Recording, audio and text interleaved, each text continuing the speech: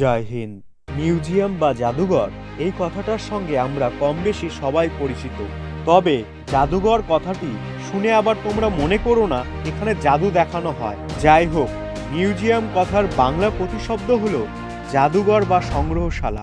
সাধারণ অর্থে মিউজিয়াম হলো যেখানে ঐতিহাসিক, সাংস্কৃতিক, বৈজ্ঞানিক ও লোক সংস্কৃতির নিদর্শন বা নমুনা সংগ্রহ করে রাখা হয়।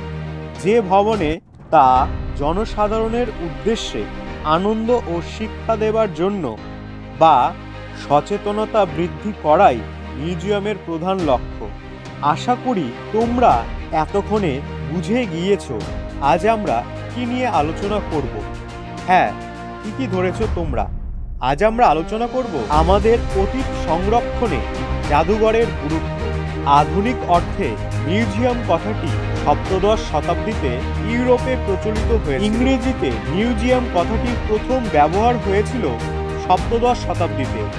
ইংরেজি মিউজিয়াম কথাটি ল্যাটিন শব্দ থেকে এসেছে, যদিও এর মূল উৎস গ্রিক। মার্জিত অর্থে মিউজিয়াম হলো এমন একটি গৃহ যেখানে আকর্ষণীয় ও মূল্যবান বস্তু যথা শিল্পকর্ম অথবা ঐতিহাসিক বস্তু সংরক্ষিতর মাধ্যমে চর্চা ও জনসাধারণের জন্য প্রদর্শিত হয়, তাকেই মিউজিয়াম বলে। সংগ্রহশালা হলো এমন একটি প্রতিষ্ঠান যেটি পৃথিবী জুড়ে মানব সভ্যতার ইতিহাসের কথা বলে। সংগ্রহশালা মানুষ ও প্রকৃতি উভয়ের সৃষ্টিকেই সংরক্ষিত রাখে।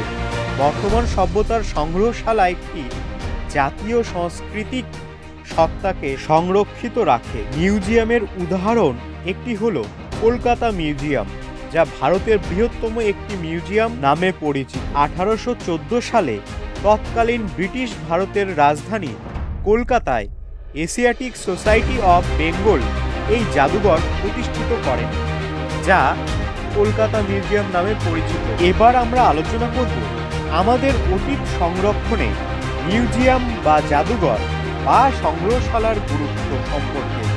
আমাদের অতীত সংরক্ষণে মিউজিয়ামের গুরুত্ব অপরিসীম।